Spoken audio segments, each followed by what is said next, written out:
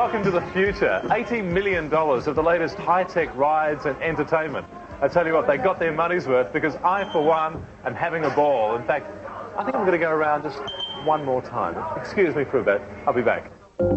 This is Sega World at Darling Harbour in Sydney, which opened in March this year.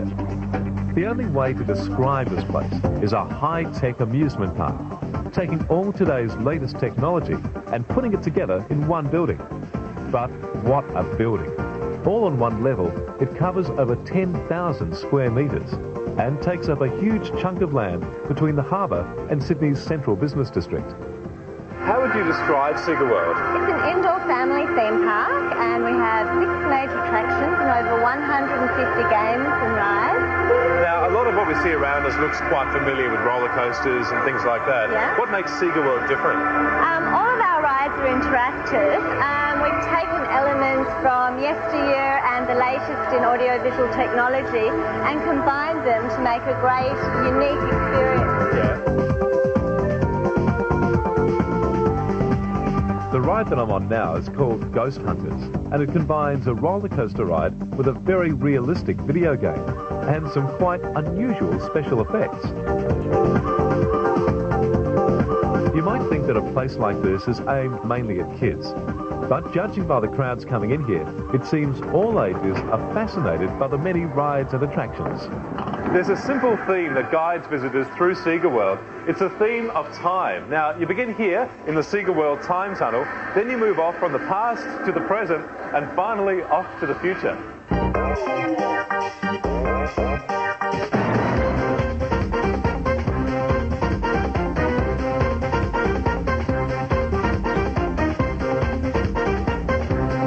Some of my favourite rides here are actually the most difficult to show on television.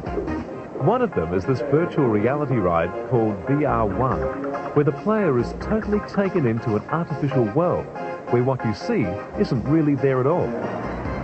What we're observing through our special VR headsets is an animated world that we are flying through, shooting whatever stands in our path and dodging what we can't shoot.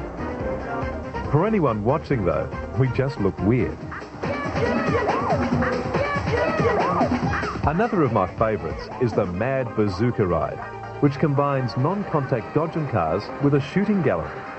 Here you find out who your friends really are, and I think I'm fast running out.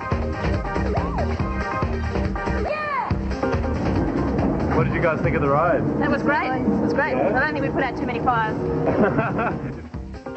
Although this indoor park is filled with the latest technology, which many people associate with countries like America or Japan, the good news is that most of it was designed, engineered and built in Australia by Australian designers and engineers. The park employs 300 people who all went through a very special training program.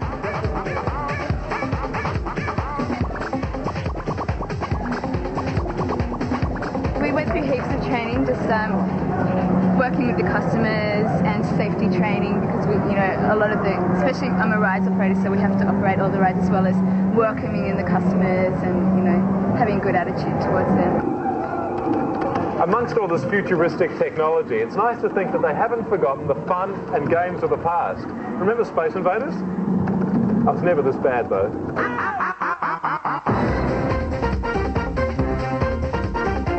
At Sega World, you've got your own personal currency? Yes, that's right. When you purchase a ticket, you purchase a Supersonic pass, and that's a card loaded up with Sonics, and you can convert the Sonics to tokens.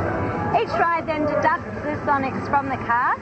You just put it in the machine like this, and it takes the amount of Sonics off for that particular ride. All right, so you don't need to carry cash around for each ride or anything like that? No, you don't need cash at all. What would be the most popular attraction here, do you think? Well, we're probably standing in front of it. It's the Indy 500 Ace Play, and across all age groups, it's one of our medium attractions, but it's probably the most popular.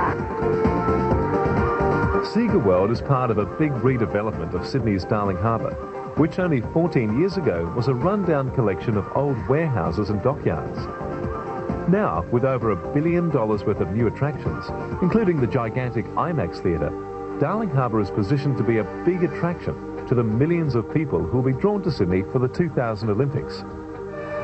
And speaking of the Olympics, you never know, this could turn out to be a new event. Olympic Mad Bazooka. Year 2000, Sydney, here I come.